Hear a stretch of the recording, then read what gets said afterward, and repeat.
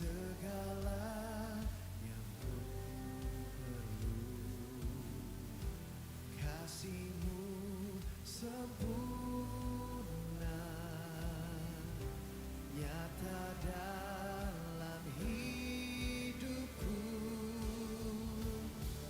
Ku bersyukur Bapa, ku bersyukur Tuhan, buat kasih setia-Mu di dalam hidupku. Ku bersyukur,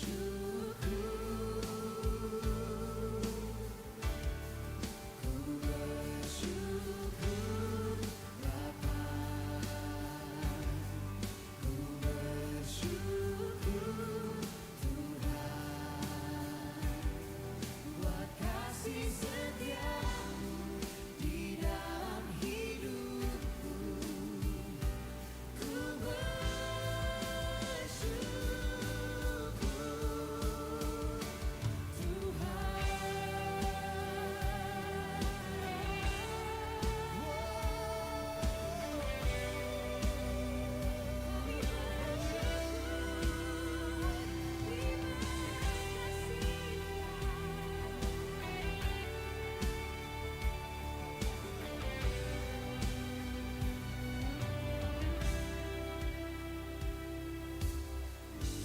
banyak yang Kau perbuat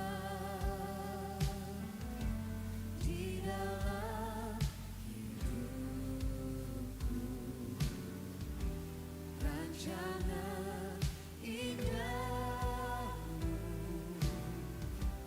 terjadi di hidupku.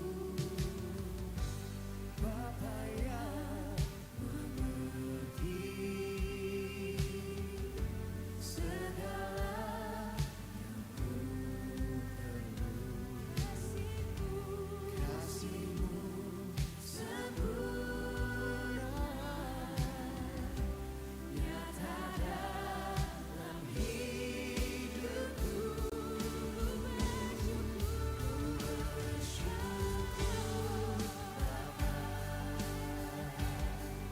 ku bersyukur Tuhan, buat kasih setia-Mu di dalam hidupku. Ku bersyukur, ku bersyukur Bapa, ku bersyukur Tuhan, ku bersyukur Tuhan, buat kasih setia-Mu di dalam hidupku. Ku bersyukur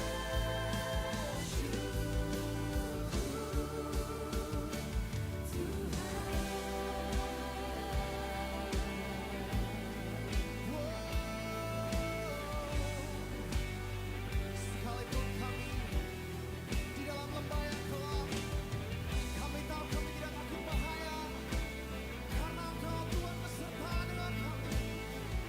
Dan dari hati kami katakan kepadamu Tuhan, tak ada lembah kelam yang tak ku lewati tanpa hadir-Mu. Hatiku takkan gentar, sebab ku tahu tangan-Mu yang menopangku. Tak ada lembah kelam yang tak ku lewati tanpa hadir-Mu. Hatiku takkan gentar, sebab ku tahu tangan-Mu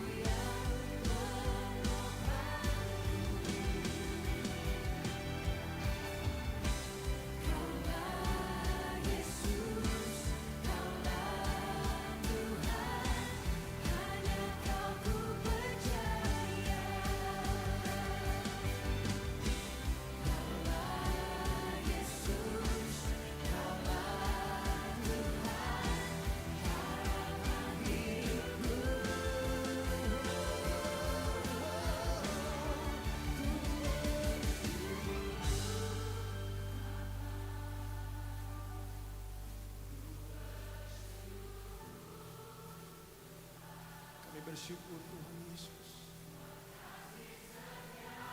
Kebaikan-Mu tidak pernah habis-habis ya Tuhan.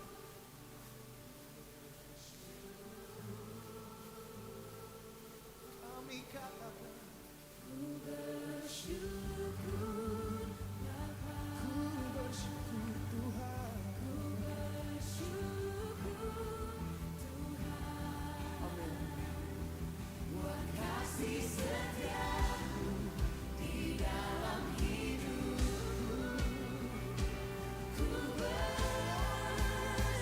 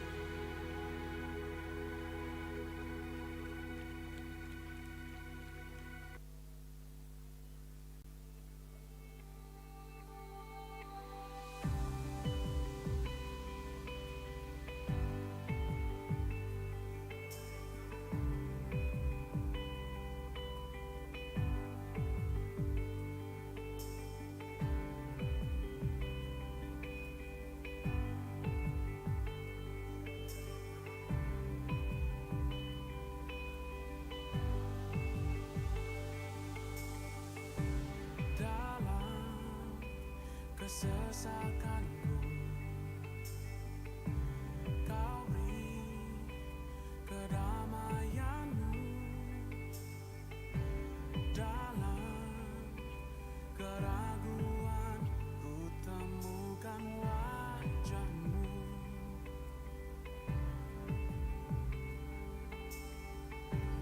Karena pengorbananmu, kau jadikanku baru. Sungguh ku terkagum, amanku di dalam-Mu, Yesus. Kau membuatku sesuai rencana-Mu. Kau memegang setiap pusing hidupku. Ku serahkan semua kekhawatiranku. Ku milik-Mu.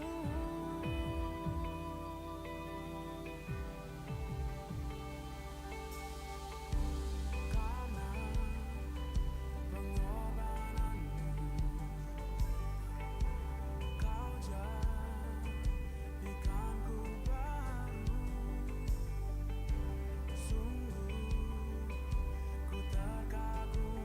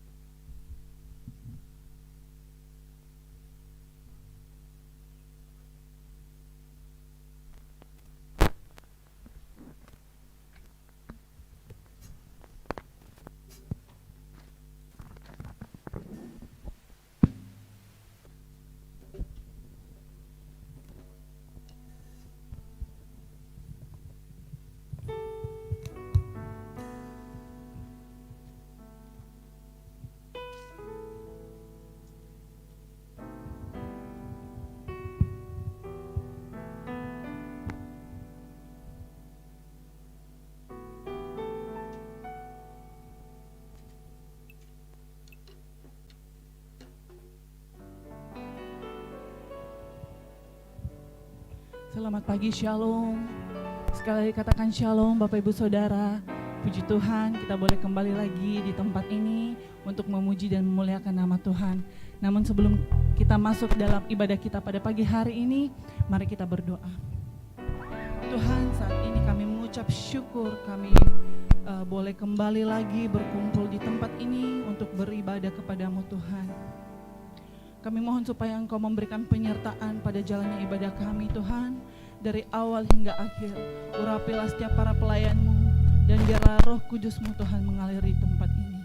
Hanya dalam nama Tuhan Yesus kami siap melompat, bernyanyi, menyembah Engkau Tuhan. Haleluya, haleluya, amin. Mari Bapak Ibu Saudara, masih dalam sikap hati menyembah, kita mau katakan Roh Kudus biar Kau hadir di tempat ini. Mengalirlah di tempat ini Tuhan. Curahkan urapan-Mu, curahkan kuasa-Mu Tuhan. Haleluya.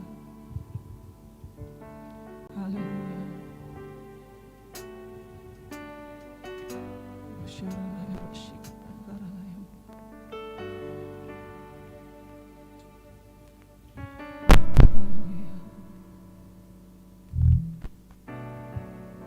Kami mengucap syukur Tuhan. Syukur ya Basyir. Roh Kudus hadir di sini. Roh Kudus hadir di sini, mengalir di bait suci. Perkara ajaib pun terjadi, kuasa-Mu mujizat nyata.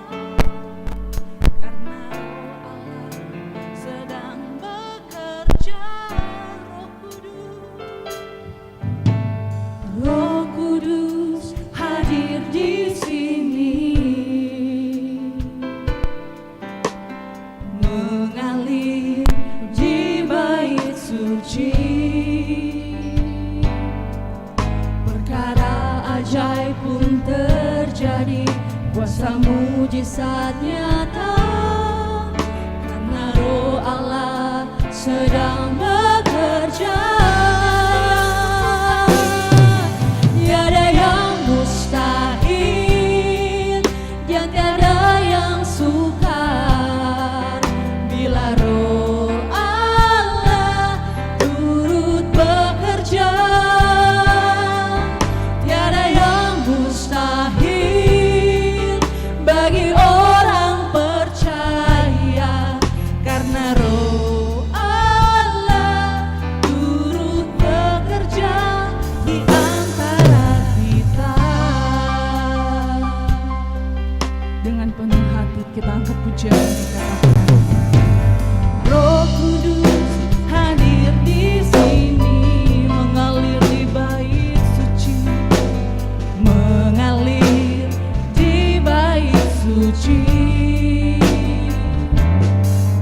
Perkara ajaib pun terjadi, kuasa mujizat nyata, karena Roh Allah sedang bekerja. Roh Kudus hadir di sini, mengalir di bait suci. Perkara ajaib pun terjadi, kuasa mujizat nyata, karena Roh Allah sedang bekerja. Dengan iman katakan, tiada yang mustahil dan tiada yang sukar bila Roh Allah turut bekerja. Tiada yang mustahil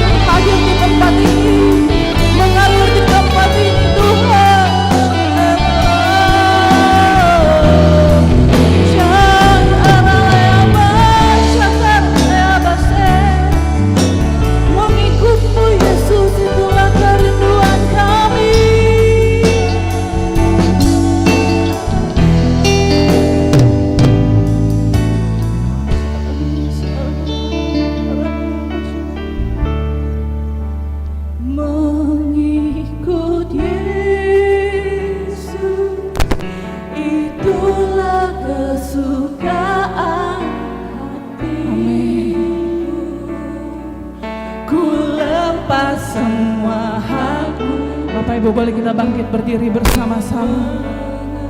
Nah, kehendaknya di hidupku mengiring Yesus, itulah kekuatan hidupku.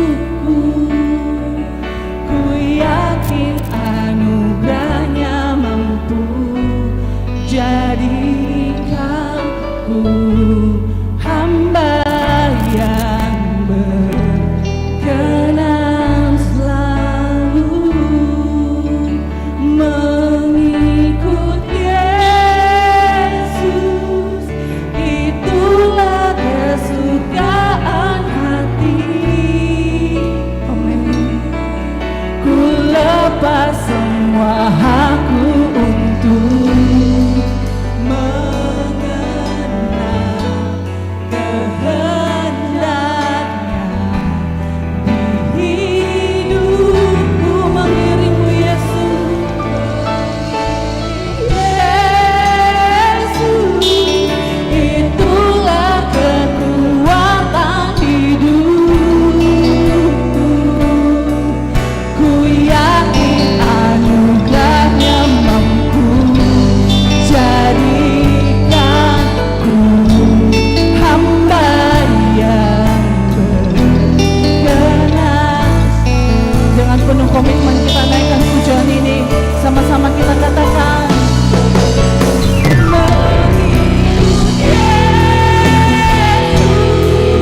Itulah kesukaan hatiku. Ku yakin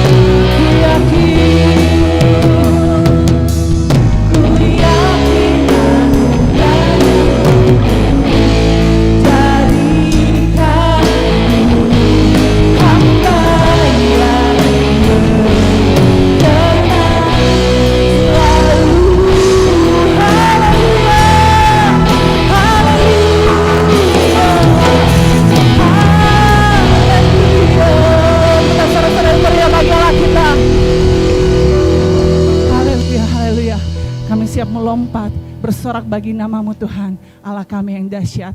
Yang siap bertepuk tangan bagi nama Tuhan, sama-sama kita katakan, amin, haleluya. Hari ini penuh dengan sukacita, amin. Sebab Allah kita adalah Allah yang dahsyat, Allah yang luar biasa, Allah yang hebat, amin. Amin, haleluya.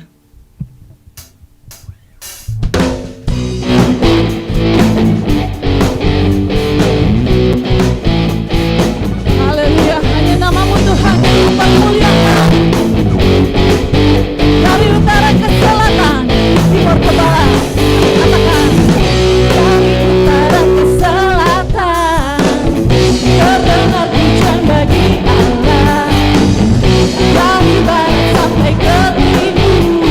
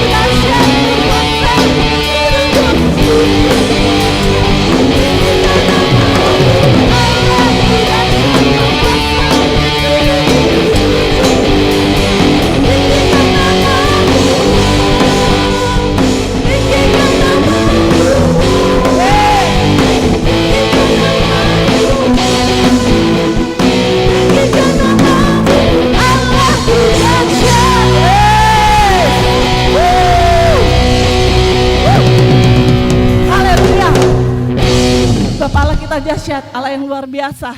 Karena dia juga adalah Yesus sahabat kita. Amin. Yang tidak pernah meninggalkan kita dalam situasi apapun. Haleluya. Mari Bapak Ibu Saudara, jemaat GBI Instrumen, kita bertepuk tangan. Kita memuji nama Tuhan. Kita berkatakan Yesus Allah sahabat kami.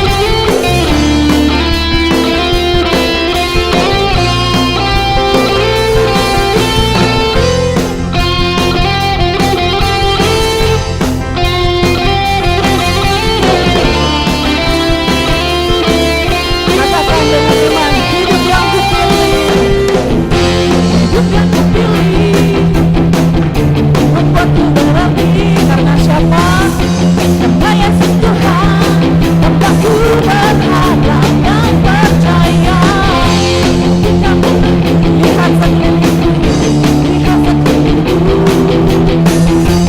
harus katakan segala caranya yang membebaskan.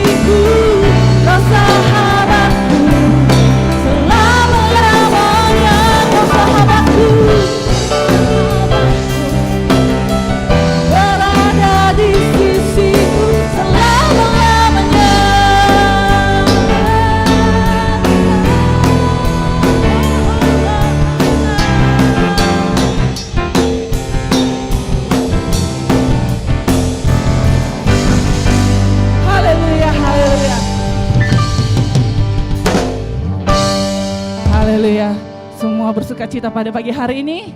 Amin. Silakan duduk Bapak Ibu Saudara.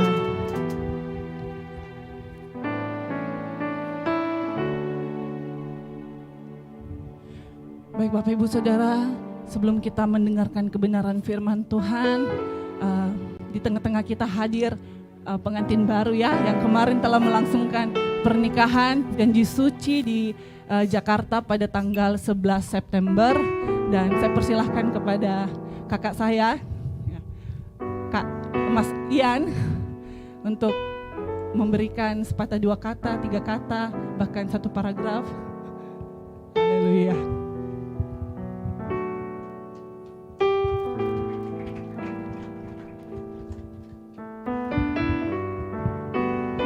Shalom Bapak Ibu, selamat pagi. Apa kabar semua? Luar biasa, baik, puji Tuhan. Oke, sebenarnya hari ini adalah seminggu ya setelah kami melangsungkan janji nikah. Sebenarnya banyak sekali cerita di balik itu. Awalnya memang pada tahun 2020, pada saat pandemi mulai, saya juga nggak kepikiran ya tahun 2021 bakal menikah gitu. Jadi memang dari tahun 2020 ada beberapa hal yang memang saya persiapkan, ada pos-pos anggaran. Salah satunya saya hari itu pengen liburan gitu kan. Ceritanya pengen liburan ke Jepang, jadi saya kumpul duit. Ternyata pandemi datang, akhirnya uang itu tidak terpakai. Tidak terpakai, akhirnya saya keep sampai tahun 2021. Nah di penghujung tahun 2021 saya ketemu dengan yang di sebelah saya, yang jadi istri saya sekarang. Pada saat kami ketemu, kami berbicara mengenai rencana ke depan seperti apa, dan hari itu tercetuslah janji, dan komitmen bahwa kami ke depannya akan mengikat janji pernikahan. Tapi jauh sebelum itu saya sudah melakukan kalkulasi perhitungan anggaran ya. Karena memang saya agak sedikit ketat ya kalau masalah anggaran. Jadi saya hitung nih, saya tanya dia, kamu bisa saving berapa sebulan gitu kan? Sekian. Nah, terus saya bilang, saya bisa saving sekian. Berarti kalau misalkan kita mau adakan acara di bulan September, kita harus saving seberapa banyak. Tapi memang kondisi pandemi ini yang naik turun ya, menyebabkan beberapa hal di luar rencana. Salah satunya memang pada saat kami mengumpulkan anggaran, ternyata ada beberapa hal yang membuat kami tidak achieve untuk mengumpulkan anggaran sebulan itu. Akhirnya saya kalkulasi ulang Bapak Ibu. Singkat cerita, anggaran yang saat tadinya untuk pernikahan, ternyata di tengah pernikahan itu harus ada lamaran. Dan itu membutuhkan biaya yang juga tidak sedikit. Akhirnya ya udah kita kalkulasi ulang berdua, dan Tuhan secara ajaib, Tuhan secara luar biasa menyediakan semua kebutuhan saya. Bapak Ibu, kalau misalkan mengikuti perjalanan saya dari awal, mungkin kalau misalkan kita tarik itu hampir 17 atau 18 tahun lalu itu saya keluar dari rumah ini untuk melakukan perantauan ya di luar. Saya bekerja di salah satu BUMN di Pegadaian, dan udah hampir 11 tahun saya berada di Jakarta, dan secara luar biasa Tuhan memelihara saya, memberikan kepercayaan yang diberikan, yang hasil pekerjaannya itu mempunyai impact ke orang lain. Saya di sana dipercaya sebagai leader lah ya, istilahnya, untuk membangun sebuah aplikasi mobile yang kalau Bapak Ibu kalau misalkan ke Pegadaian lihat ada iklannya aplikasi Pegadaian Digital, itu saya dan tim saya yang membuat. Jadi kalau Bapak Ibu ada masalah dengan aplikasi itu boleh kontak saya. Cuman bukan itu intinya, bahwa memang benar apa yang Tuhan janjikan kepada kita orang-orang yang percaya, bahwa Tuhan akan menjadikan kita kepala dan bukan ekor. Dan itu terjadi pada saya.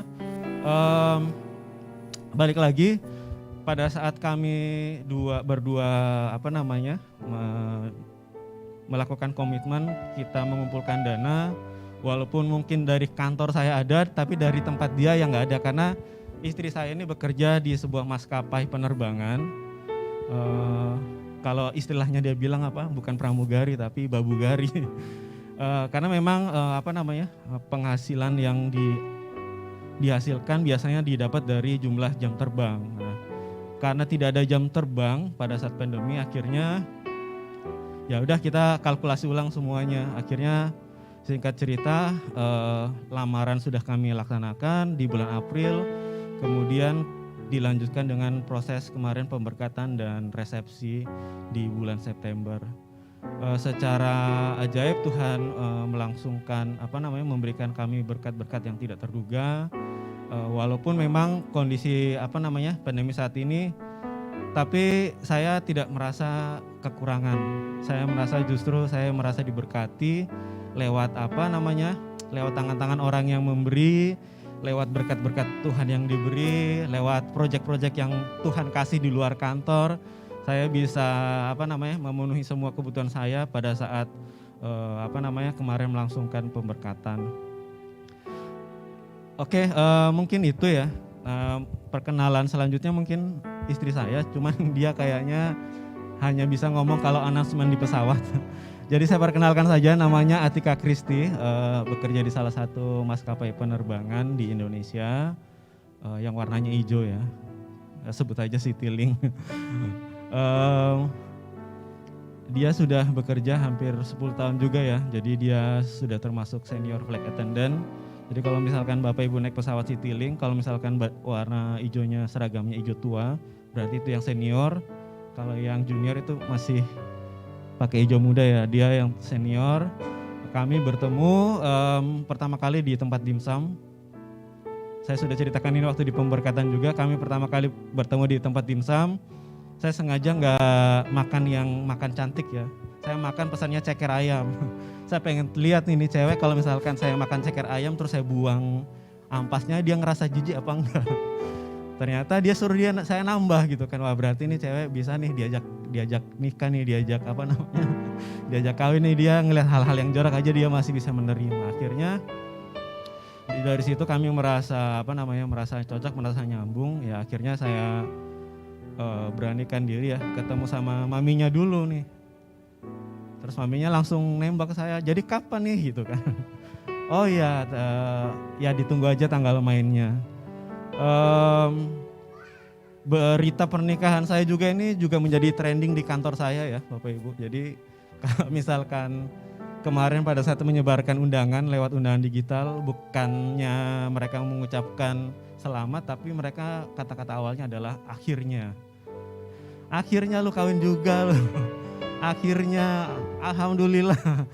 Oh, beritanya kok mengejutkan, kok diam-diam kok tiba-tiba sudah nyebar berita gitu kan. Ya saya bilang ya memang karena saya nggak mau terlalu expose dulu. Waktu lamaran saya memang saya nggak mau posting di mana-mana. Saya nggak mau kayak pamer-pamer segala. Saya memang keep itu dari bulan April sampai kemarin, mereka semua kaget. Beberapa teman ya mengucapkan selamat dan mereka ya turut berbahagia. Walaupun memang kemarin pada saat kami melakukan pemberkatan dan resepsi itu memang dengan menggunakan protokol kesehatan yang ketat ya Bapak Ibu. Jadi tidak ada acara makan-makan di dalam ruangan. Jadi kemarin orang literally datang mengucapkan selamat, habis itu pulang kita kasih hampers ya, atau ya kalau bahasa sehari-harinya nasi kotak lah ya. Nasi kotak sama souvenir, habis itu pulang. Seperti itu, tapi memang karena di Jakarta memang aturannya seperti itu, jadi kita harus tetap mengikuti protokol kesehatan. Tapi yang intinya yang terpenting adalah kami sudah menjadi pasangan suami istri yang sah. Amin Bapak Ibu. Itu yang penting sebenarnya. Kami juga menyadari bahwa ke depan ini adalah ini adalah baru awal banget ya, baru 1 minggu.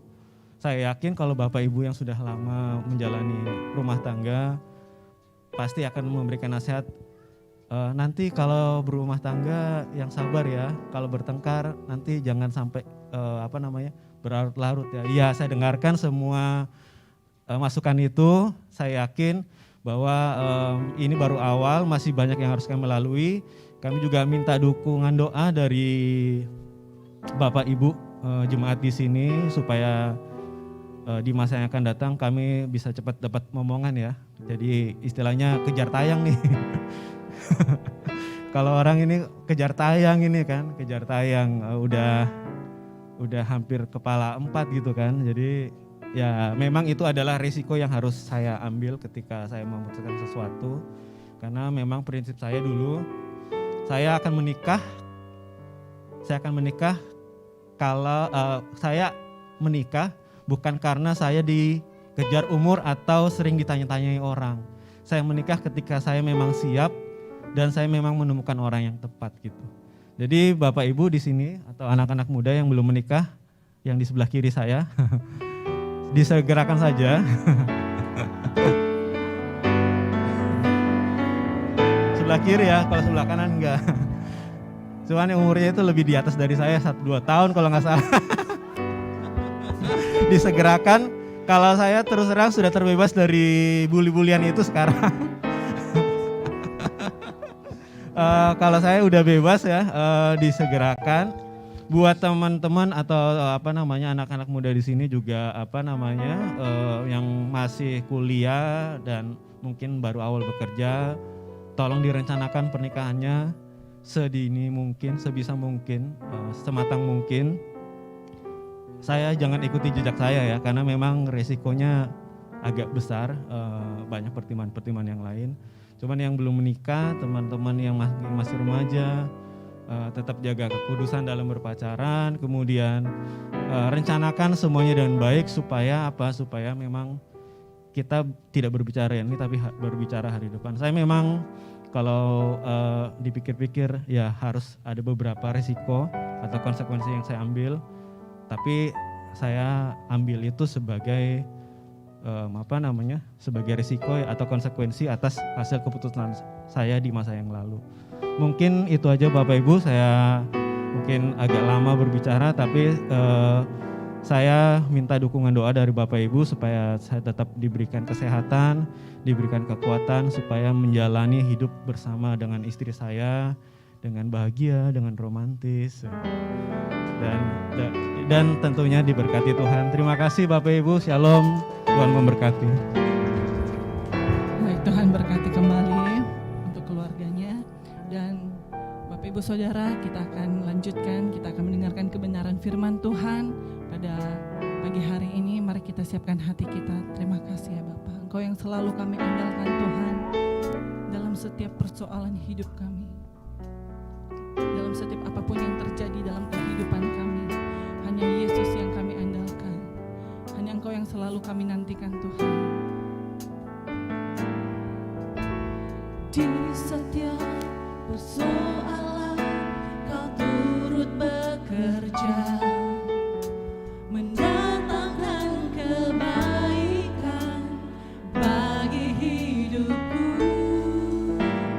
Di setiap pergumulan Kau telah merancangkan hari depan yang sejahtera dan penuh harapan. Kau yang selalu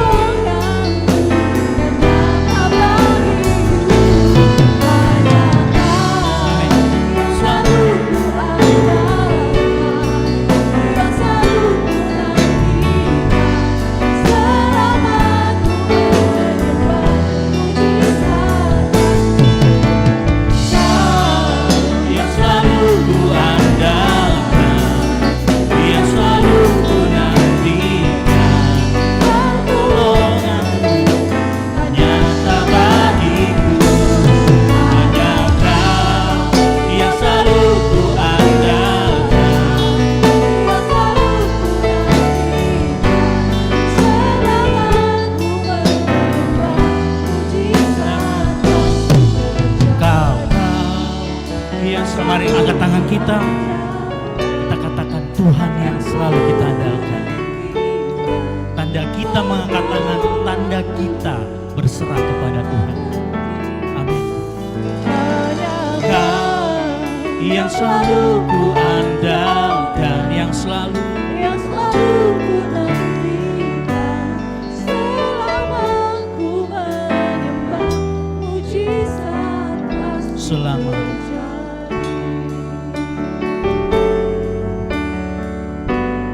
Selama Amin. ku menyembah, mujizat pasti terjadi.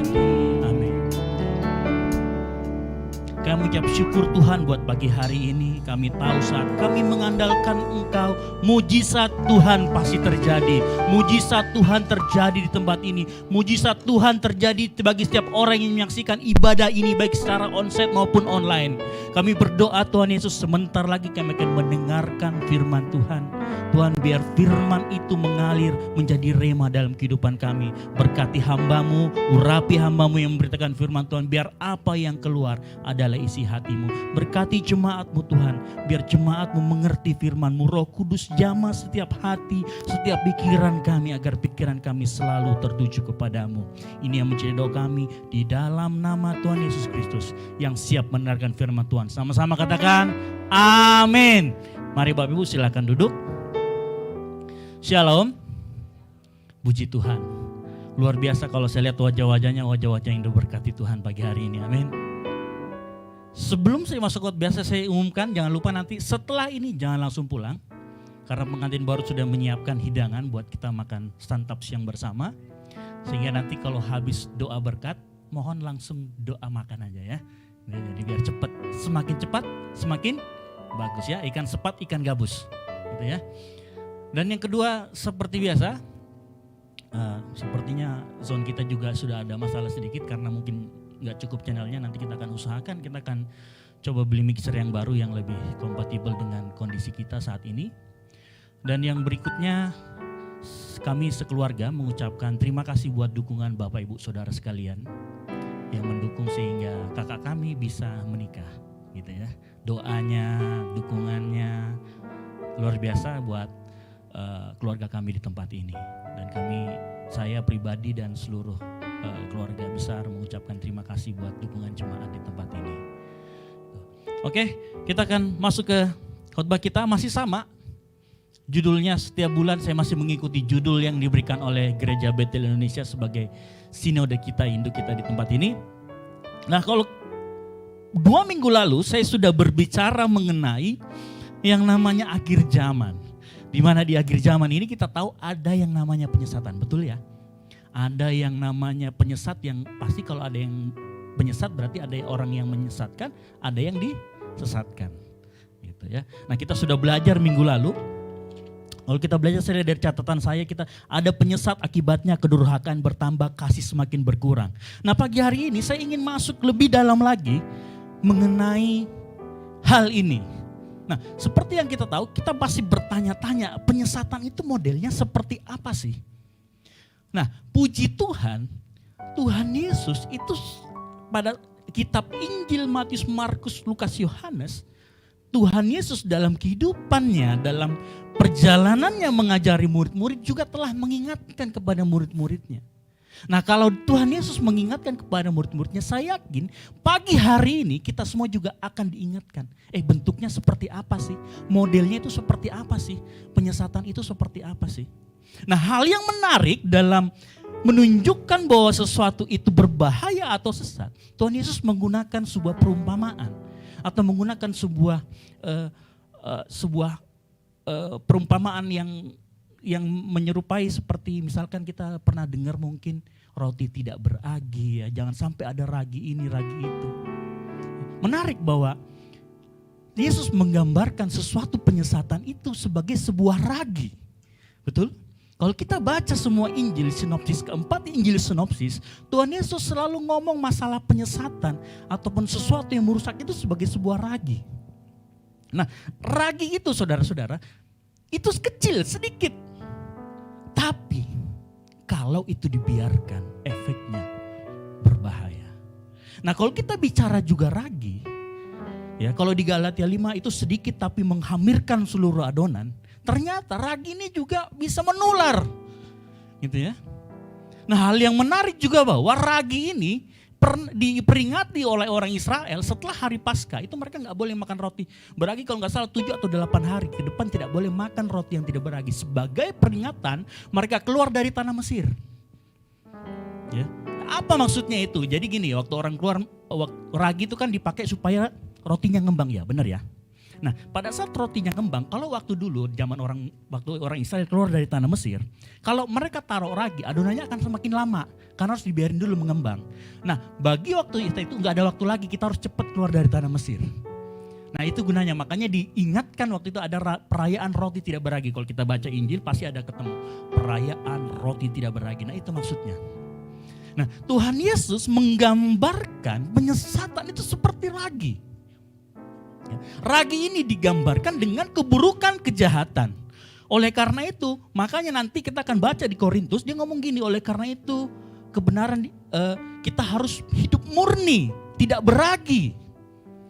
Nah, pagi hari ini ragi-ragi apa saja sih yang muncul yang Tuhan Yesus sampaikan kepada murid-muridnya yang pagi hari ini kita juga perlu tahu. Ya. Saudara, saya coba mencari apa sini ragi-ragi itu semacam apa sih? Jangan sampai ini semacam hewan kah atau apa. Ternyata ragi ini sebenarnya makhluk hidup. Nah, ragi ini makhluk hidup yang berukuran mikro. Makanya disebut bakteri. Gitu ya. Nah, gunanya apa? Untuk melakukan fermentasi. Kalau kita bikin tape tahu ya, di jual depan ada tape, tanya sama dia ragi, tahu pasti dia tunjukin ini namanya ragi buat tape. Nah, ragi itu melakukan yang namanya pembusukan atau fermentasi.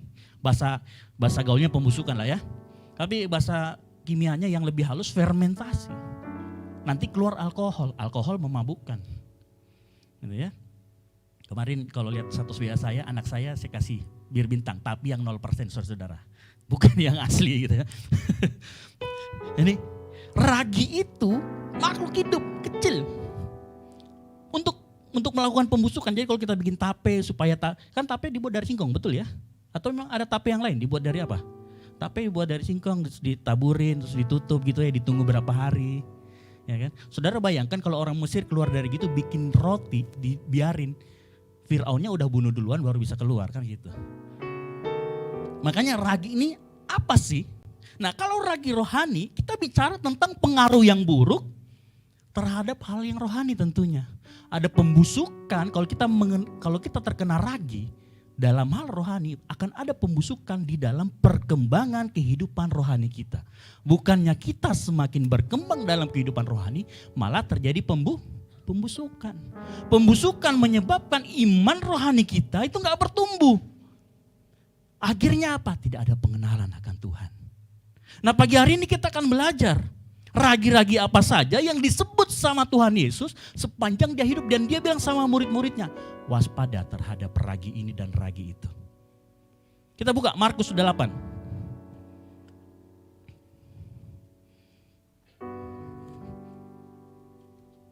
Kita buka Markus 8.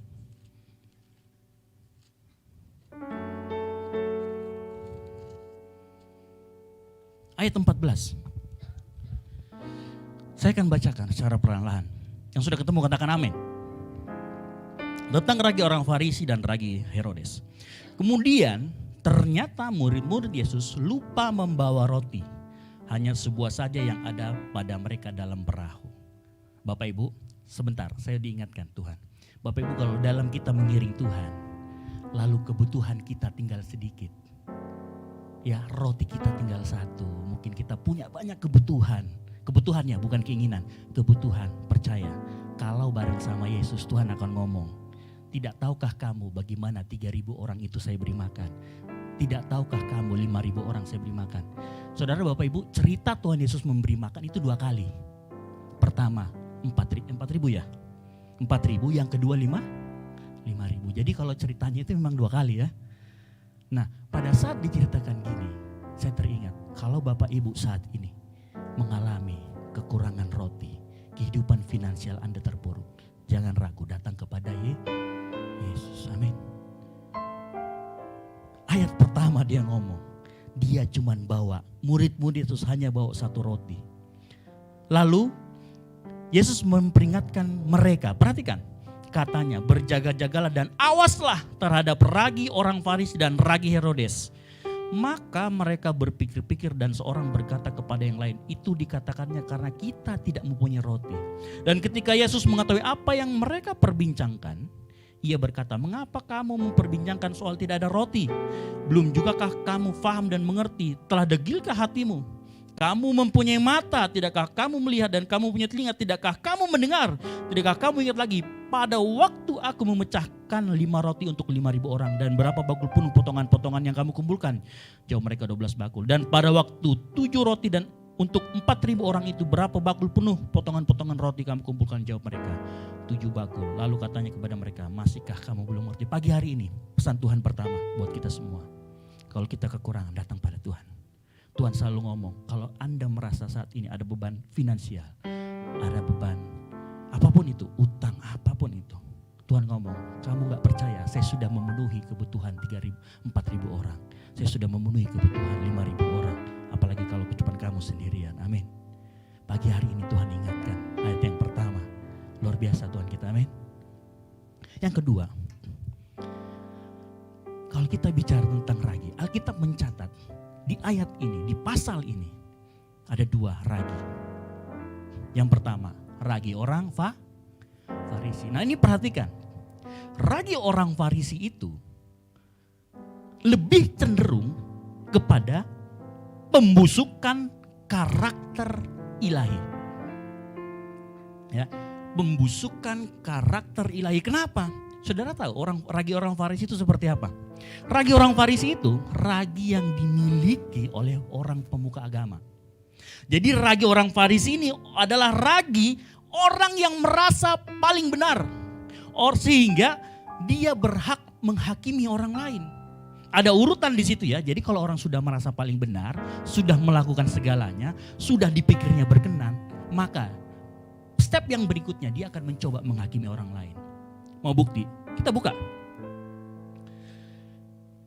Lukas 7. Ini ada sebuah cerita yang menarik. Bagaimana ragi orang Farisi itu, ya memang adanya sama orang Farisi.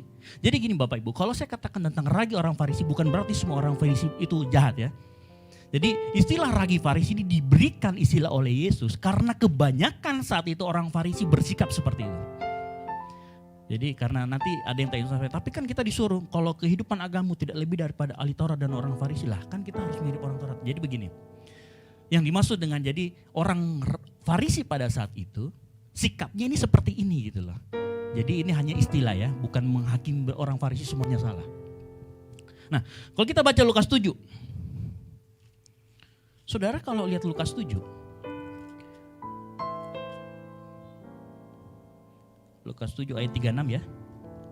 36, Yesus diurapi oleh perempuan berdosa. Saudara perhatikan, Yesus itu pergi ke seorang namanya Simon. Bukan murid Yesus ya. Simon ini orang Farisi. Simon ini orang Farisi. Yesus waktu diundang makan, duduk makan. Nah harusnya ya orang, karena kan jadi gini, Yesus itu kan rabi, dianggap rabi ya. Saya sudah ceritakan kenapa Yesus dianggap rabi. Waktu diundang, memang dia diundang karena oh ini guru, jadi harus diundang ke makan, kita harus temani makan. Nah perhatikan, waktu saat itu ada seorang perempuan yang masuk ke situ. Dia menangis, membasuh kaki Yesus, menciumi kaki Yesus. Perhatikan, ragi orang Farisi itu seperti ini. Pada saat ada orang melakukan seperti itu, dia ngapain? Ngejulitin, julit akhirnya ya. Jadi rumah itu bukan orang yang senang jadinya, jadi orang tempat ngejulitin orang, ngegosipin orang. Ciri-ciri pertama orang yang kena ragi Farisi itu suka ngegosipin orang. Betul, orang dia, ini perempuan ini kan, digosipin di sebelahnya. Ini bapak ini emang gak tahu apa Yesus ini gak tahu dia ini perempuan pelacur atau gimana ya. Betul, hati-hati dengan ragi orang Farisi. Ragi orang Farisi itu ngegosipin yang paling pertama. Kalau kita bahasa kita di kantor sama anak milenial, ngejulitin, area julit gitu ya. Dijulitin. Hati-hati. Karena orang Farisi itu tahu segalanya. Dia punya legalitas, dia merasa punya legalitas untuk menghakimi orang lain. Jadi pada saat perempuan pelacur ini datang membasuh ke Yesus, bukannya senang karena ada pertobatan, tetapi dia malah ngegosip. Ada di tempat ini yang kalau misalkan tetangga beli mobil terus digosipin punya tuyul. Jangan sampai ya. Karena ada tuh kejadian di mana tuh, di Depok atau di mana ya. Tetangganya tiba-tiba kaya beli mobil sirik. Ngomong cerita sama orang punya tuyul. Gitu ya. Jangan, kita itu harus senang melihat orang senang. Bantu orang melihat susah, jangan susah melihat orang. Jangan senang melihat orang susah. Pagi hari ini kita diajarkan, jangan sampai. Makanya saya katakan, ragi orang Farisi ini cenderung membusukkan karakter kita. Karena kita sudah merasa benar, merasa lebih dari orang lain, kita merasa berhak menghakimi orang lain. No. Ya. Makanya, mana Ilun? Enggak ada Ilun ya. Kalau Ilun kan sering dihakimi juga ini, lu belum nikah kenapa sih kan gitu kan, kadang digosipin juga. Ya, hati-hati nih.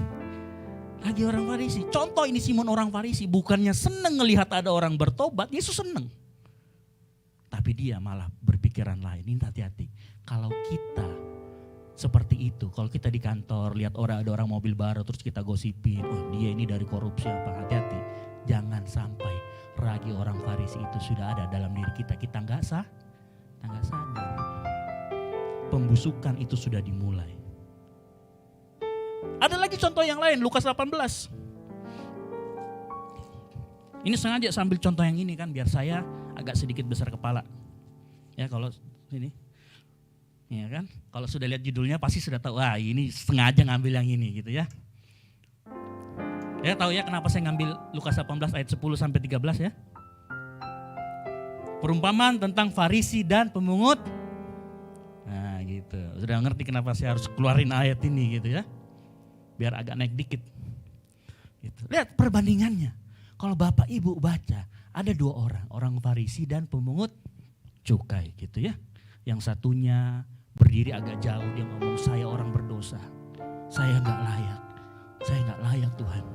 Tapi ingat, walaupun dia gak layak, dia tetap menghadap Tuhan. Pagi hari ini juga Tuhan ngomong, kalau Anda merasa gak layak, itu tipu muslihat iblis. Apapun kondisi Anda, apapun saat ini pergumulan, apapun saat ini Anda lakukan dosa apapun, tetap balik sama Tuhan. Tuhan tetap buka tangan kita. Amin. Tuhan tetap sambut kita kok. Hebatnya orang pemungut cukai ini, dia tahu dia berdosa, tapi dia tetap ada kerinduan sama Tuhan. Dan dia mau bertobat. Bandingkan sama orang Farisi, dia ngapain? Ngejulit, berdoa tapi julit. Tuhan saya bersyukur, saya hidup benar, gak seperti si dia. Lah ini mau ngegosip atau mau doa gitu ya. Jadi orang ini multitasking, ngegosip, doa juga kan gitu ya. Ada banyak juga yang kayak gitu mungkin kalau di gereja gitu kan. Gitu, sambil doa, sambil speak butuh dana gitu ya, ada juga. Tapi di tempat ini nggak ada. Amin. Nggak ada yang ngaku mungkin ya. Gitu ya. Saudara, perhatikan. Ini loh, lagi orang Farisi itu modelnya kayak gini. Merasa diri benar. Hati-hati nih. Terutama mohon maaf ini, mohon maaf. Biasanya yang sudah berumur atau apa gitu kan. Kalau saya kan di kantor sering ngalamin. Atasan kita yang sudah berumur, Pak kita sudah ingatkan seperti ini. Oh enggak, saya menurut pengalaman saya. Padahal pengalaman yang dulu sama sekarang berbeda zaman. Kan gitu ya. Gitu. Makanya sering kali kita memang harus ini ya. Jadi apapun kita, berapapun umur kita. Hati-hati sama ragi orang Farisi. Kan gak memandang umur. Yang kedua, ragi orang Farisi ini ngapain? Suka pamer. Ya. Haus pujian dan penghormatan. Matius 6 ayat 5. Kita buka. Tuhan ingatkan.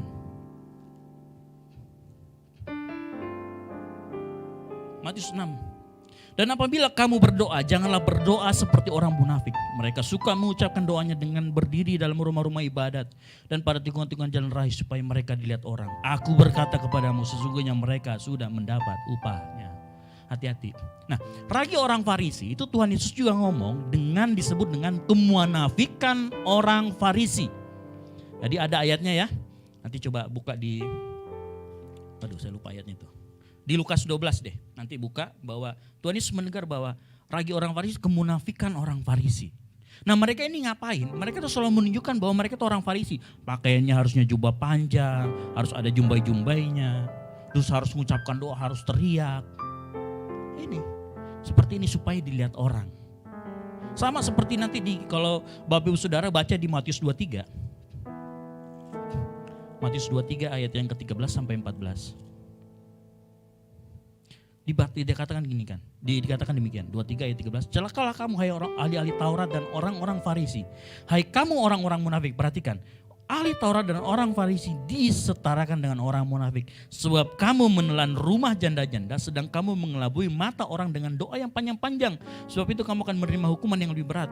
Celakalah kamu hai orang-orang ahli Taurat dan orang Farisi. Hai kamu orang munafik, sebab kamu mengarungi lautan dan menjelajah daratan untuk mentobatkan satu orang saja menjadi penganut agamamu. Dan sesudah ia bertobat, kamu menjadikan dia orang neraka yang 2 kali lebih jahat daripada kamu sendiri. Perhatikan, selalu disetarakan orang ragi ini dengan yang namanya munafik. Munafik itu saudara simpelnya antara perkataan dan perbuatan gak sama. Di depan orang dia ngomongnya manis, di belakang bisa nusuk. Itu orang yang gak punya integritas juga. Tahun ini tahun ini Sinode GBI, the year of integrity, kita harus punya integritas, ngomong A, B. Ya. Yang ketiga, mementingkan adat istiadat daripada menyatakan kasih. Contoh, Yesus berapa kali, seringkali mau menyembuhkan orang, selalu orang Farisi itu dongkol. Wah ini kan gak boleh, dia melaksanakannya di hari Sabat. Ya, pernah ada orang yang tangannya lumpuh sebelah, Tuhan ngomong, bolehkah menyembuhkan orang hari Sabat? Orang Farisi akan ngomong, gak boleh, karena ini adalah hukum agama. Tuhan ngomong, esensi dari hukum agama adalah kasih. Tuhan Yesus sembuhkan. Semenjak saat itu Tuhan Yesus mulai dibenci. Orang Farisi modelnya seperti ini. Banyak orang yang juga merasa benar kemudian menjadi orang munafik.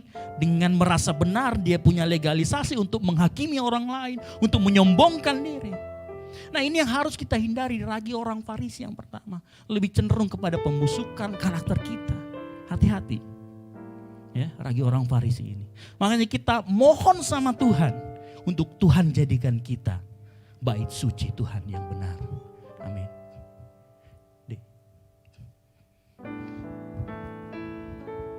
Jadikan aku bait suci-Mu yang kudus dan yang tiada bercela. Jadikan aku mezbah doamu bagi keselamatan bangsa. Jadikan aku sekali lagi. Jadikan aku bait suci-Mu yang kudus dan yang tiada bercela. Jadikan aku mezbah doamu bagi keselamatan bangsaku. Yang mau dijadikan bait suci Tuhan, angkat tanganmu. Coba lihat kiri kanan, katakan kamu bait suci Tuhan. Amin. Yang kedua Tuhan Yesus juga ngomong di keempat sinopsis Injil, ragi yang kedua, ragi orang Saduki. Nah ini menarik. Kalau ragi orang Farisi itu bicara tentang pembusukan karakter, ragi orang Saduki itu bicara tentang pembusukan pemahaman tentang Tuhan. Artinya apa? Penyesatan yang terang-terangan terjadi. Kenapa? Gini, orang Saduki itu sebenarnya orang Yahudi, tetapi lebih berpikir kepada logikanya. Menggunakan semua logikanya. Dia tetap bertuhan tapi tetap menggunakan logikanya. Contoh misalkan, ada mujizat orang kesembuhan. Dia akan cari alasan ilmiah kenapa orang ini bisa sembuh. Contoh misalkan Tuhan Yesus menyembuhkan orang yang lumpuh. Dia akan cari tahu, sebenarnya orang ini lumpuh karena mungkin dia sudah makan vitamin lama. Kemudian dia akan cari pembenaran seperti itu. Nah, orang-orang Saduki yang saat itu hidup, itu orang Saduki yang tidak percaya yang namanya anak Allah. Orang Saduki itu orang yang tidak percaya yang namanya kebangkitan. Orang Saduki itu orang yang tidak percaya namanya malaikat dan roh. Makanya orang Saduki itu tidak percaya sama yang namanya Roh Kudus. Perhatikan, saat ini banyak pemahaman-pemahaman teologi yang serupa, betul? Ada gereja yang mengajarkan kita nggak boleh sebut nama Allah. Ada. Dia mau sebut nama apa terserah. Ada loh pemahaman-pemahaman yang seperti ini yang mulai merasuk. Makanya saya katakan ada perbedaan antara ragi orang Farisi dan ragi orang Saduki. Orang Saduki itu lebih menyerang kepada pemahaman teologas kita. Makanya saya sering kalau dengar khotbah terus pendeta ngomong nggak usah belajar tentang Tritunggal. Nggak penting. Kekristenan kita dibangun dengan dasar Tritunggal. Allah kita disebut Allah Tritunggal juga. Kalau kita tidak bisa paham, tidak bisa mengerti, pertanyaan. Betul? Hati-hati. Karena banyak penyesat contoh saksi Yehova saya sebut namanya. Mereka tidak mengakui Tritunggal. Mereka tidak mengakui anak Allah. Hal yang sama orang Saduki lakukan. Nah, apa yang harus kita lakukan? Bertemu dengan seorang seperti ini. Dalami firman Tuhan, belajar firman Tuhan. Ini yang kita perlu tahu. Ya, jadi orang Saduki itu punya pemahaman tentang ketuhanan yang sangat menyimpang. Sebenarnya ini penyesatan yang jelas-jelas dan terang-terangan tentang teologi kebenaran. Tentang teologi Tuhan. Ya, mereka tidak percaya anak Allah, tidak percaya kebangkitan. Dan menggunakan logika. Saudara, ada satu bukti. Markus 12 kita buka. Ini lucu nih. Ciri-ciri orang yang terkena ragi Saduki. Karena mereka tidak percaya roh, tidak percaya kebangkitan. Mereka juga tidak percaya yang namanya mujizat. Markus 12.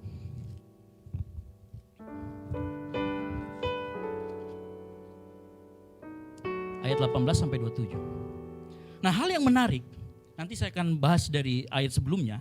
Jadi pertanyaan orang Saduki tentang kebangkitan. Nah, perhatikan, kalau Bapak Ibu baca, jadi menurut hukum Musa, kalau ada yang meninggal, terus punya saudara, ya saudaranya harus nikahin supaya melanjutkan keturunan sampai sekian. Terus kemudian orang Saduki nanya, nah kalau sudah begini, nanti di surga siapa yang jadi suaminya?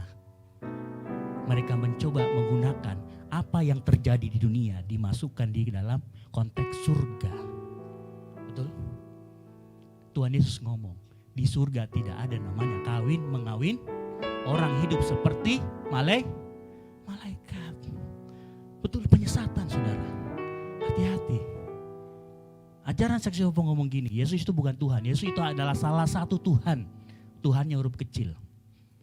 Dia bukan Tuhan. Itu penyesatan. Jelas-jelas.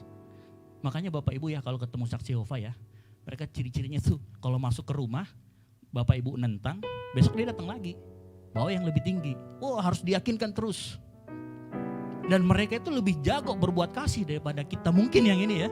Kalau ada ini kejadian apa, mereka cepat turun tangan. Tapi tetap mereka melakukan penyesatan. Hati-hati.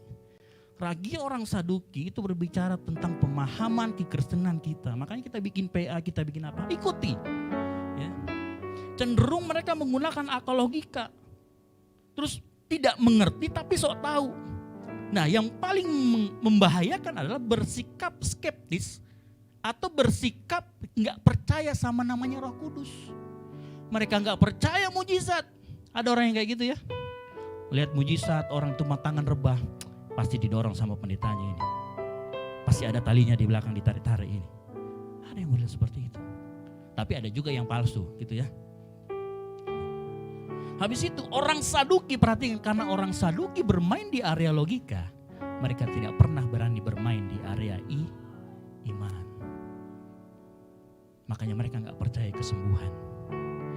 Orang Saduki bicara tentang penyesatan ajaran. Ya, ada orang yang menolak Tritunggal, ada yang mengatakan itu Dwitunggal. Banyak ajaran-ajaran. Nah, oleh karena itu bagi kita, setiap kita di tempat ini gimana sih supaya kita bisa gak kena? Belajar firman Tuhan, baca firman Tuhan, dalami firman Tuhan. Jangan berkata saya gak perlu tahu itu Tritunggal. Enggak, belajar Tritunggal itu apa?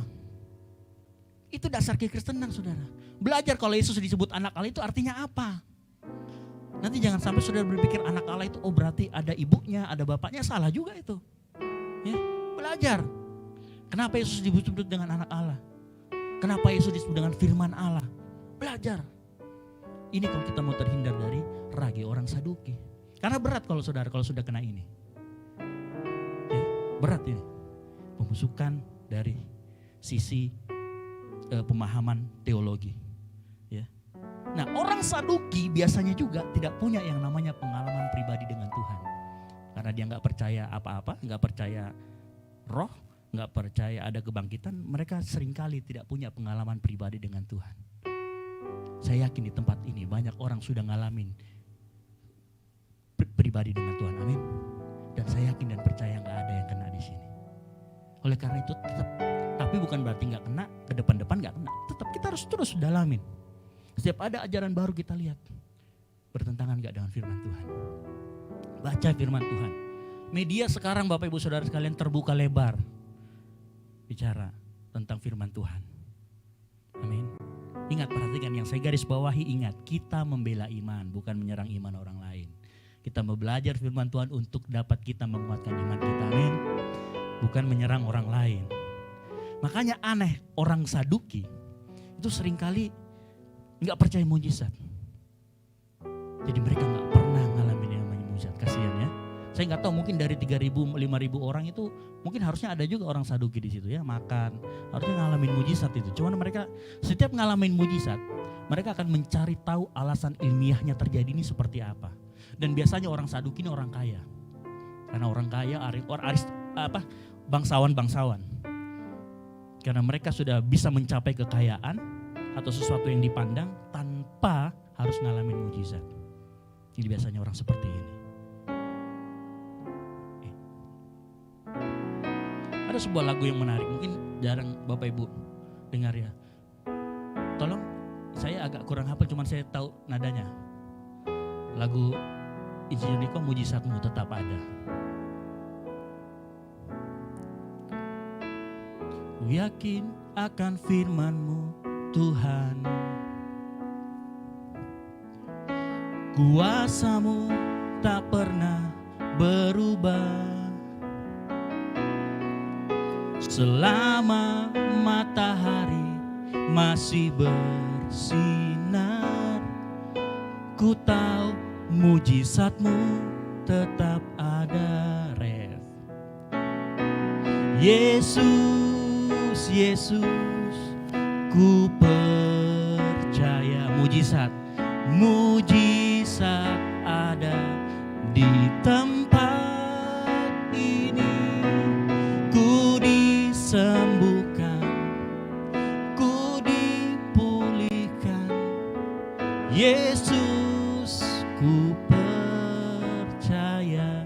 Bapak Ibu, kalau Bapak Ibu saat ini mungkin ada merasakan sakit atau beban kehidupan, pegang bagian, kita nyanyi lagu ini bareng-bareng refnya ya. Yesus, Yesus, ku percaya, mujizat ada di tempat ini. Ku disembuhkan, ku dipulihkan. Yesus, ku percaya. Yang percaya mujizat katakan amin. Katakan amin. Nah, puji Tuhan. Yang terakhir, ragi yang terakhir. Tuhan sebutkan di dalam tadi di Markus ya, ragi orang Herodes. Ya, jadi ragi orang Saduki, Farisi, Herodes. Nah, ragi Herodes ini juga agak sedikit unik. Kalau tadi ragi orang Farisi bicara tentang pembusukan karakter, ragi orang Saduki bicara tentang pembusukan pemahaman teologi kita tentang Tuhan. Nah, kalau ragi yang terakhir ini agak sedikit unik. Ya. Saya ceritakan sedikit, kenapa disebut dengan ragi Herodes, ini istilah. Jadi waktu itu ada kaum Herodian, ini orang Yahudi sebenarnya kaum Herodian ini, cuman suka menjilat sama Herodes, makanya disebut kaum Herodian. Nah kalau Bapak Ibu perhatikan, orang Herodian ini orang yang sebenarnya suka mencari kekayaan, pangkat atau jabatan, makanya suka menjilat. Nah contoh orang Herodian itu yang bertanya kepada Yesus mengenai pajak. Kalau kita buka Markus 12 ayat 13-7, waktu itu ada yang bertanya, gimana tentang membayar pajak kepada Kaisar? Tuhan Yesus tahu maksud mereka. Nah kalau saudara perhatikan, ya di ayat yang mengenai membayar pajak, kemudian setelah di Markus 13 itu, baru pertanyaan mengenai tentang kebangkitan. Saudara, jadi sebenarnya gini, di sejarah waktu itu orang Herodian, orang Saduki, orang Farisi semuanya bermusuhan. Tetapi karena punya musuh bersama, siapa? Yesus musuh bersamanya. Mereka bersatu. Makanya gantian ngajukan pertanyaan. Kalau saudara baca Markus 12, itu gantian. Pertanyaan yang nanya itu tentang pajak orang Herodian. Orang Herodian mental. Maju lagi orang Saduki. Orang Farisi mana gak usah ditanya ya, setiap saat gitu kan. Saudara perhatikan. Jadi karena gitu ya, biasanya kan gitu. Jadi kalau kita di intelijen itu punya namanya menciptakan musuh bersama. Kalau negara kita lagi ada kekacauan atau apa, minta dibuat musuh bersama supaya apa? Bersatu. Contohnya apa? Kalau ingat gak waktu kita pemilu banyak terpecah dengan sekat-sekat. Ada ini, kemudian bikin pertandingan bola lawan siapa gitu. Akhirnya kita bersatu tuh. Gitu. Jadi buat musuh bersama. Nah sama waktu itu kejadiannya. Orang Herodian, orang Saduki, orang Farisi semuanya bermusuhan. Cuman karena ada musuh bersama, mereka bersatu gitu loh. Sekongkol udah. Ya, jadi Yesus itu selama hidupnya melawan ketiga golongan ini. Sepanjang hidupnya. Makanya Tuhan ingatkan, hati-hati dengan ragi-ragi mereka ini. Nah, orang Herodian itu cenderung mengejar hal-hal yang duniawi. Harta, pangkat, jabatan. Dan biasanya karena mereka mengejar hal duniawi, biasanya orangnya pelit. Gitu ya. Karena mereka pengen dapat kekayaan banyak, pengen dapat pangkat, orangnya pencilat dan biasanya cenderung pelit. Nah, kenapa ini berbahaya? Perhatikan, Yesus pernah ngomong gini, di dunia ini hanya 2 Tuhan, betul? Apa? Tuhan dan Mamon. Orang yang punya ragi Herodian atau ragi Herodes cenderung akan menyembah Mamon. Contoh, suatu kali Yesus berjalan, ada seorang muda kaya. Dia ngomong, Tuhan, saya sudah melakukan 10 perintah. Saya taat beribadah. Wow, Tuhan Yesus kaget. Wow, bagus sekali saudara. Good job, gitu kan. Good job bro. Tapi masih ada kurang satu, apa itu? Serahkan hartamu kepada orang miskin, jual ikutlah aku. Orang muda itu ngapain? Kembali pulang sedih. Kenapa? Hartanya banyak. Dia gak tahu kalau dia sudah kena ragi orang Herodes. Hati-hati. Ragi orang Herodes bicara tentang siapa yang kita sembah, siapa yang kita ikutin. Hanya ada 2 Tuhan. Karena Yesus sendiri yang ngomong ya, bukan saya ngomong. Hanya ada 2 Tuhan, Mamon dan Tuhan. Ragi orang Herodes akan mengejar Mamon. 1 Yohanes 2 ayat 5. Kita buka sama-sama.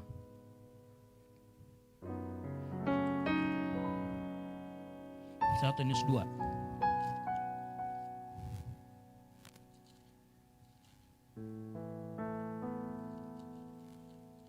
Satu Yohanes 2 ayat 15.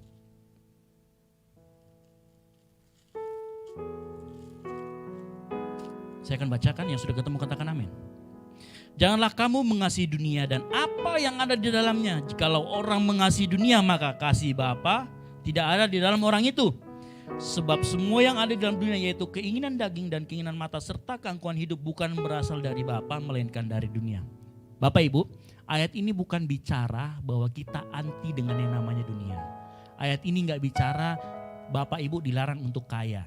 Ya kan? Gak mau juga orang Kristen miskin-miskin gitu ya. Bukan. Tetapi ayat ini berbicara siapa prioritas yang Anda sembah, siapa yang prioritas yang Anda teladani. Mamonkah atau Tuhan? Ayat ini bicara tentang siapa yang kita dahulukan. Firman Tuhan jelas mengatakan, carilah dahulu kerajaan Allah dan kebenarannya. Nah, pagi hari ini kita harus belajar lebih mengasihi Tuhan. Amin. Ciri-ciri orang yang sudah kena ragi orang Herodes ini, dia akan lebih mengasihi Mamon. Ya. Cerita orang muda itu sudah jelas sekali. Ingat, waktu Tuhan tes dengan suruh berikan hartanya, dia pulang. Kasihan ya. Padahal dia sudah melakukan, mungkin pemahaman Alkitabnya benar, ya kan? Sikapnya benar, dia hormati orang tua, tapi dia terikat sama satu harta, kekayaan atau hal-hal duniawi. Dia nggak sadar ada lagi orang Herodes di situ. Pagi hari ini kita diingatkan ada 3 ragi-ragi yang kita perlu waspadai menjelang kita di akhir zaman. Ya, mari pagi ini hari ini periksa hati kita, ya kan? Periksa kerinduan kita. Kita harus menjadi roti yang murni di hadapan Tuhan. 1 Korintus 5 ayat 7. Ayat terakhir.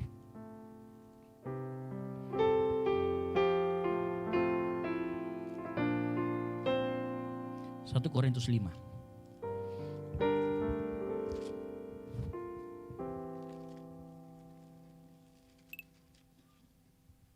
Korintus 5 ayat yang ke-7. Perhatikan. Yang sudah ketemu katakan amin. Buanglah ragi yang lama itu supaya kamu menjadi adonan yang baru. Perhatikan. Buang ragi yang lama jadi adonan yang baru. Kita tidak disuruh menggantikan ragi yang lama dengan ragi yang baru. Perhatikan ya. Sebab anak domba Paskah kita juga telah disembelih, yaitu Kristus. Ayat ke-8, karena itu marilah kita berpesta bukan dengan ragi yang lama, bukan pula dengan ragi keburukan dan kejahatan. Tetapi dengan apa? Roti yang tidak beragi, yaitu apa? Kemurnian dan kebenaran. Perhatikan, hati-hati dengan ragi ini. Kita harus tetap menjaga kemurnian dan kebenaran. Pagi hari ini, Tuhan ingatkan kita di akhir zaman. Supaya kita tetap menjaga kemurnian hati kita. Ada banyak penyesat-penyesat, tapi pagi hari ini kita sudah dibukakan. Ada banyak ragi-ragi. Cek selalu hati kita, ya. Cek selalu hati kita. Apakah kita lebih mencintai harta daripada Yesus? Apakah kita dalam kehidupan kita ada kesombongan dalam hidup kita sehingga kita susah diomongin orang, termasuk yang di mimbar ya. Itu kalau dalam naik mimbar ini susah diomongin saudara. Saya jadi takut sebenarnya naik mimbar. Jadi dulu saya cerita sedikit. Dulu saya pernah khotbah waktu umur saya masih 20-an. Itu sekali aja di sini. Habis itu saya nggak pernah naik lagi karena saya takut dengan itu. Karena setiap orang naik khotbah itu susah diomongin jadinya. Ya kan? Belum lagi dengan ragi orang Saduki. Banyak penyesat-penyesatan di luar ajaran-ajaran gereja yang sudah mulai menyimpang. Hati-hati. Ya. Ajaran-ajaran gereja itu yang menyimpang termasuk apa? Menanamkan kebencian sedikit demi sedikit. Nah, kita mau pagi hari ini kita belajar cinta Yesus lebih. Kenal Yesus lebih. Amin. Kita bangkit berdiri. Kita siapkan hati kita. Ku cinta kau Yesus, hanya engkau bagiku Yesus. Sungguh ku dapat mengatakannya, betapa aku mengasihimu. Ku cinta kau Yesus, hanya engkau bagiku Yesus.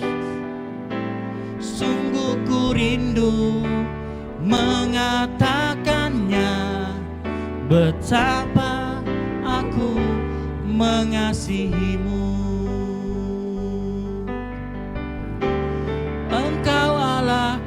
Dan Rajaku, kekasih dalam hidupku. Engkau segalanya bagiku. Ku bersyukur kepadamu. Ku bersyukur kepadamu. Kita nyanyikan pujian ini, kita belajar pujian ini. Ku cinta kau Yesus, hanya engkau bagiku.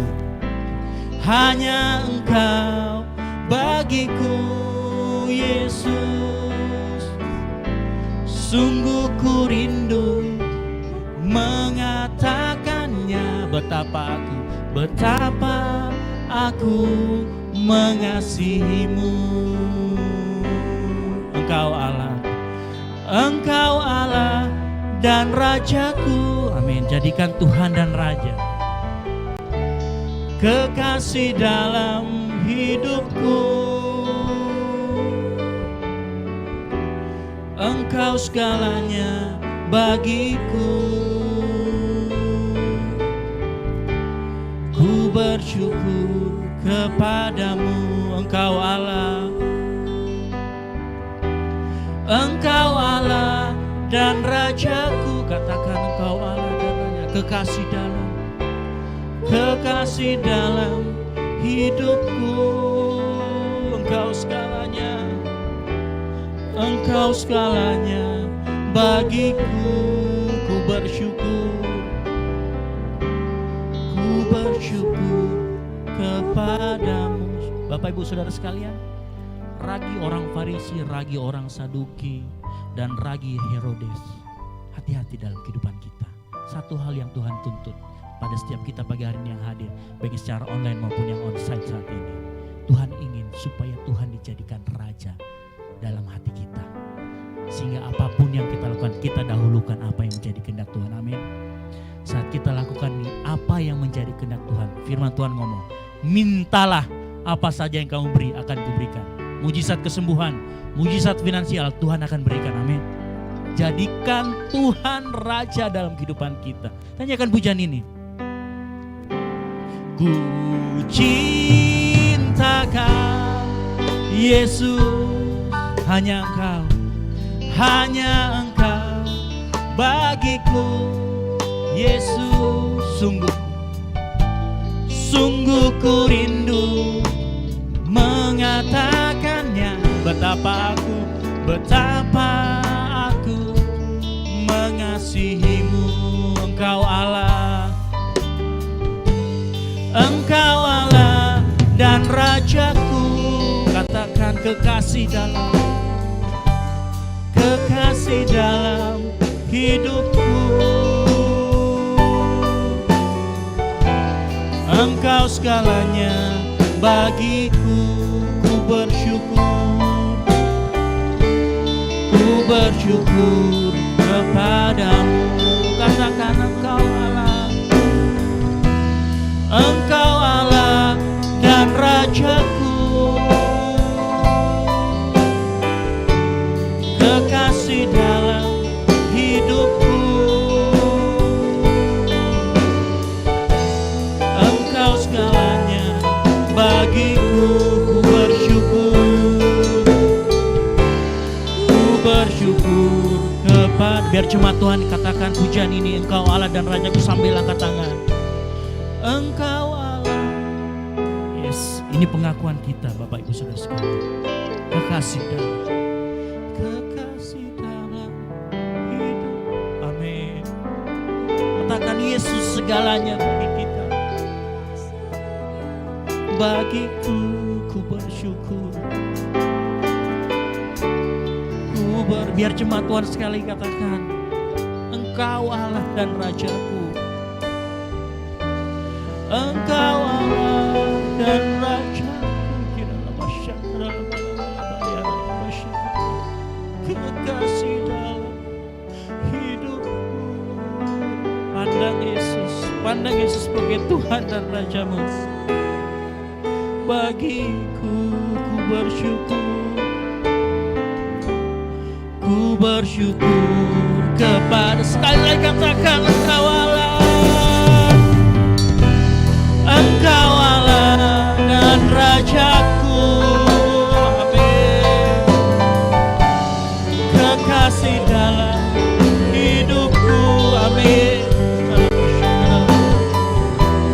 Engkau segalanya bagiku. Ku bersyukur.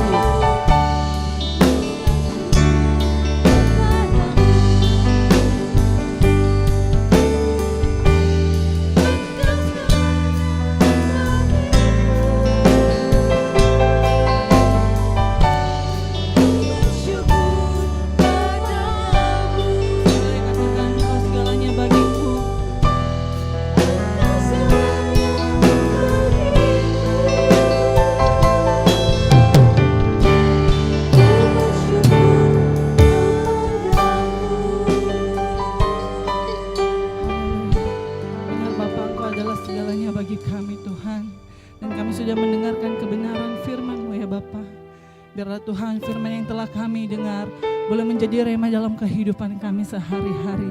Boleh menjadi pedoman dalam setiap kami melangkahkan kaki Tuhan. Dan tiba saatnya juga ya Bapa, kami akan membawa korban persembahan kami Tuhan. Biarlah Tuhan Kau memberkati setiap tangan-tangan yang memberi. Kiranya persembahan ini dapat menjadi persembahan yang harum dan berkenan di hadapan-Mu. Haleluya. Amin. Silakan duduk Bapak Ibu Saudara.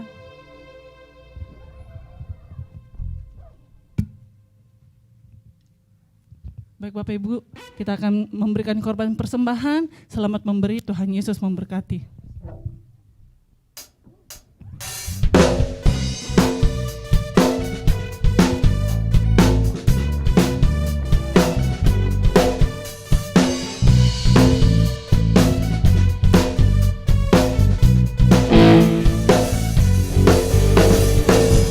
Dari utara ke selatan terdengar pujian bagi Allah.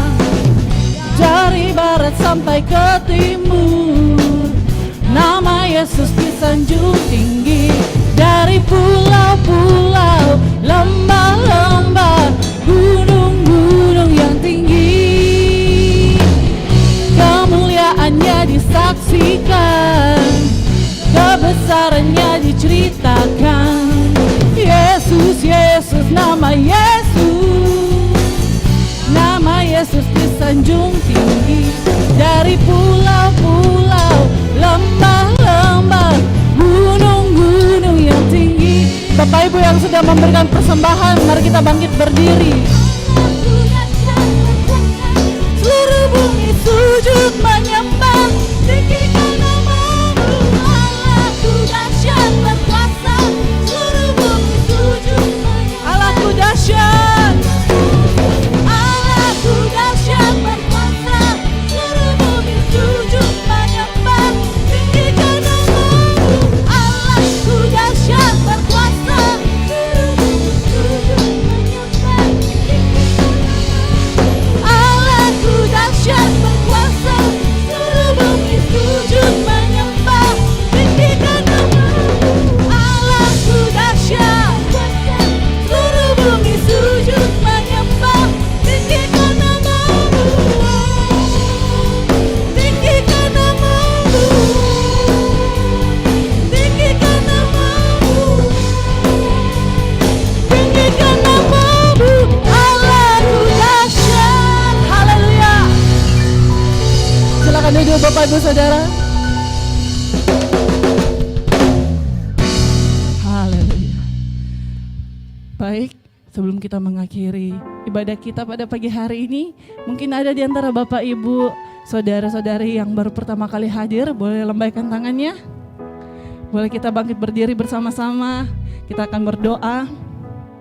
Silakan Bapak Ibu, saudara yang baru pertama kali hadir di tempat ini, saya undang Bapak Ibu untuk bangkit berdiri. Haleluya. Oke, kita akan berdoa. Mari Bapak Ibu Saudara kita juga tumpang tangan. Tuhan, kami bersyukur Tuhan untuk setiap jiwa baru yang hadir pada pagi hari ini. Berikan setiap mereka kerinduan untuk kembali beribadah, memuji dan menyembah-Mu Tuhan di tempat ini. Hanya di dalam nama Tuhan Yesus. Sama-sama kita katakan amin.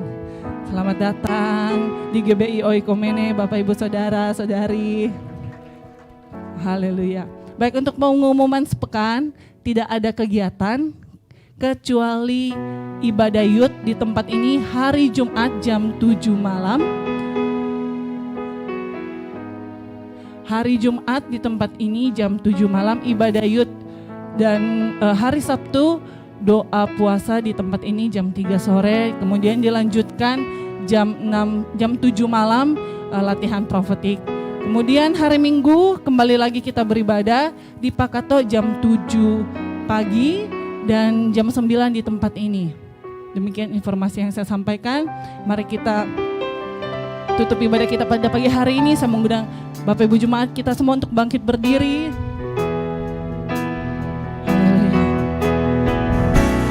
Terima kasih Yesusku, terima kasih. Hanya bagi Tuhanku. Terima kasih Yesusku, terima kasih Yesusku. Puji syukur hanya bagi. Terima kasih. Terima kasih Yesusku, terima kasih. Puji syukur hanya bagi Tuhanku. Terima kasih Yesusku, terima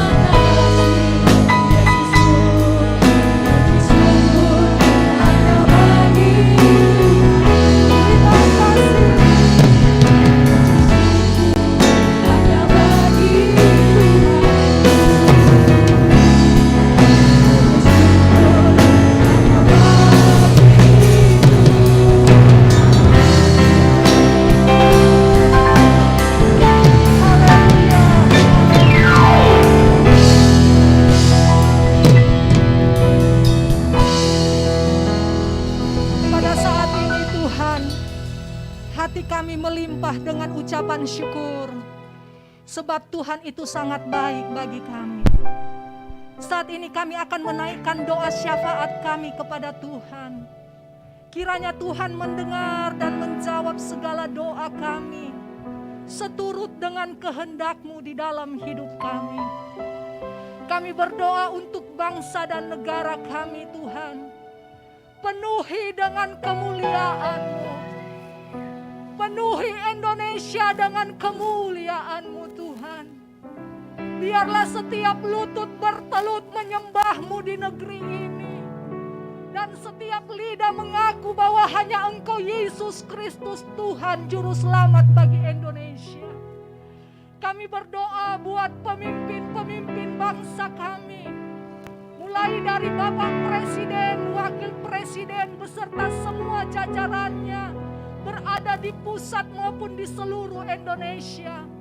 Karuniakan kepada mereka roh hikmat, roh kebijaksanaan, terutama roh takut akan Tuhan, mendasari kehidupan pemimpin-pemimpin bangsa kami. Berikan jalan keluar dalam setiap persoalan yang terjadi di negeri kami. Berikan petunjuk-petunjuk-Mu Tuhan untuk mengambil keputusan bagi bangsa kami.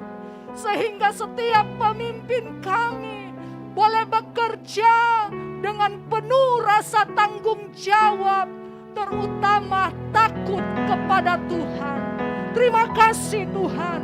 Kami juga berdoa buat kedamaian bagi bangsa kami, pemulihan bagi negeri kami, baik itu pemulihan dalam hal Tuhan, ekonomi, sosial, budaya, keamanan bagi bangsa kami.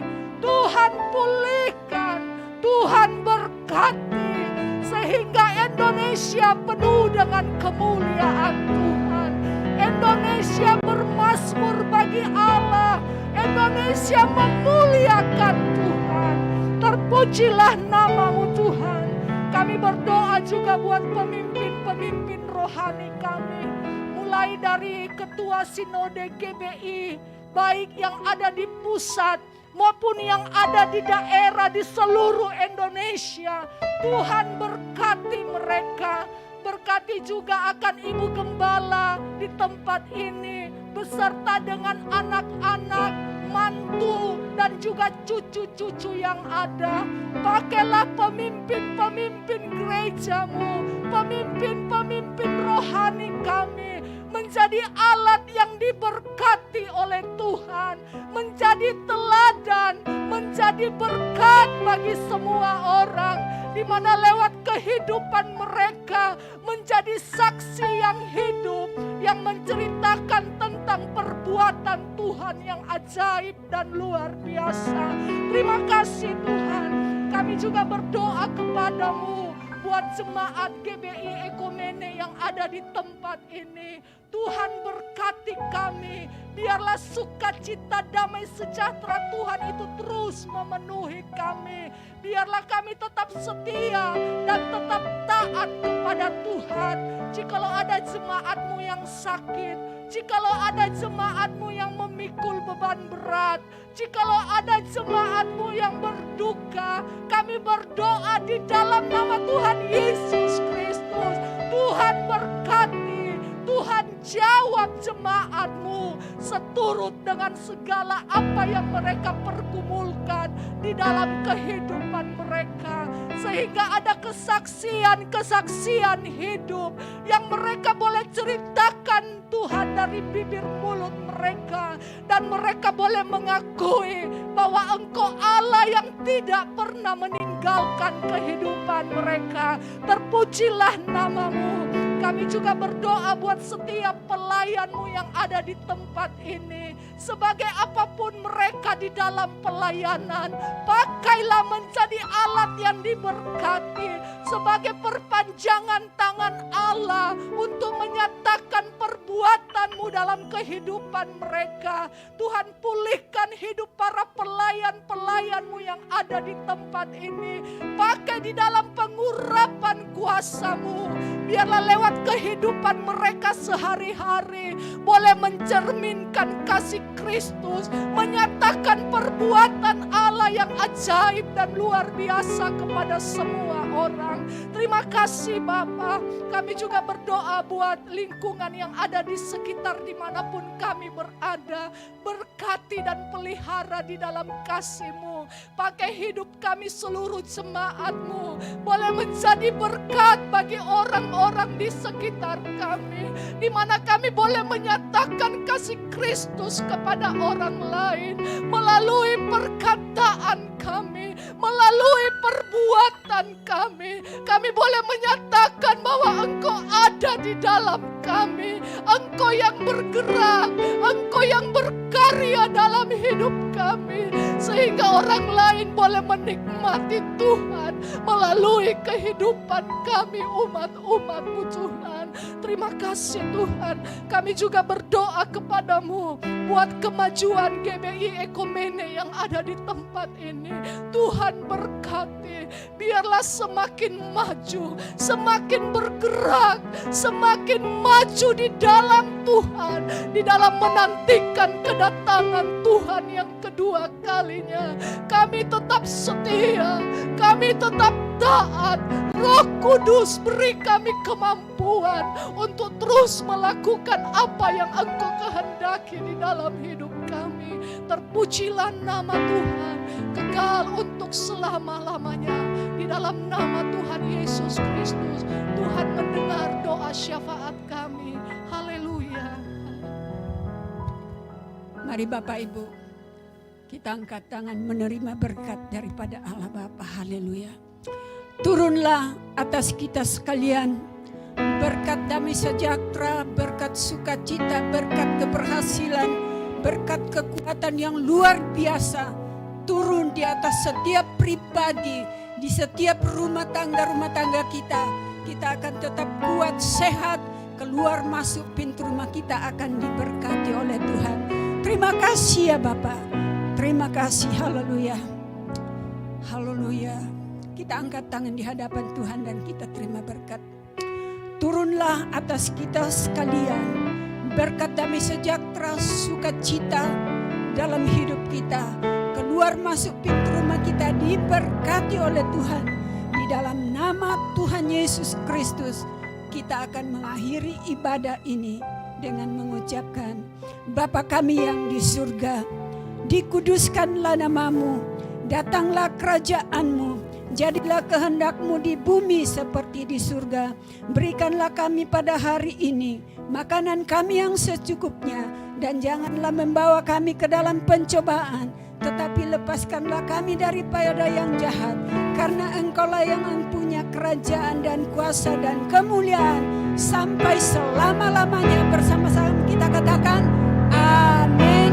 Tuhan Yesus memberkati kita semua. Saudara-saudara kasih dalam Tuhan, sebelum kita turun dari tempat ini ke lantai 1, di lantai 1 ada berkat yang disediakan oleh keluarga hambanya di tempat ini. Saya dimohon untuk memimpin kita dalam doa. Jadi sebelum kita menikmati berkat, tidak ada yang boleh pulang. Harus turun semua di lantai 1 ya. Ya, sudah siap dibawa. Jadi untuk mempersingkat waktu, dari tempat ini saja kita berdoa untuk menaikkan ucapan syukur. Saya pimpin kita dalam doa. Bapa di sorga, Bapa di dalam nama Tuhan Yesus Kristus, di akhir ibadah kami pada siang hari ini Tuhan, kami mengucap syukur kepadamu karena Engkau baik. Engkau sudah menolong, menjaga dan memeliharakan kami. Engkau sudah memberkati kehidupan kami di sepanjang umur hidup kami teristimewa hari ini. Dan pada siang hari ini, keluarga hamba-Mu di tempat ini Tuhan, menyediakan berkat makanan dan minuman yang sudah tersedia di lantai 1. Kami percaya Bapa, bahwa karena Engkau memberkati hamba-Mu, Engkau memberkati saudara kami Ian yang sudah memasuki keluarga yang baru. Di hari ini dia bersama dengan jemaat Tuhan di tempat ini bersyukur kepadamu bahwa semua ini terjadi bukan karena kuat dan gagah dia, tetapi dia bersyukur karena Tuhan menyertai perjalanan hidupnya. Dan oleh sebab itu kami jemaat-mu berdoa kepadamu, biarlah Engkau yang sendiri yang memberkati keluarga yang baru ini Tuhan. Engkau yang menjadi pemimpin dalam rumah tangganya. Engkau mengajar dia Tuhan untuk menjadi sebagai keluarga yang takut akan Tuhan, belajar mengasihi Tuhan dan mencintai Tuhan. Terima kasih Bapa, dan biarlah keluarga ini menjadi keluarga yang benar di hadapan Tuhan. Terima kasih buat berkat yang sudah tersedia, dan biarlah kiranya sebelum kami menjamah, memakan dan menikmatinya, berkat Allah turun di atasnya, menjadikan kami semua yang menikmati diberkati, bahkan kuat baru, sehat baru menjadi bagian kehidupan kami. Diberkatilah Ian dan keluarganya yang sudah menyediakannya, menjadikan dia tidak pernah berkekurangan, tetapi hidup berkelimpahan di dalam belajar mengandalkan Tuhan. Di dalam nama Tuhan Yesus Kristus kami terima berkat ini. Kita yang percaya kepada Tuhan, mari sama-sama kita katakan amin. Haleluya. Semua ya, jadi semua turun di lantai 1 menikmati berkat Tuhan. Hari ini kita harus bersenang-senang ya.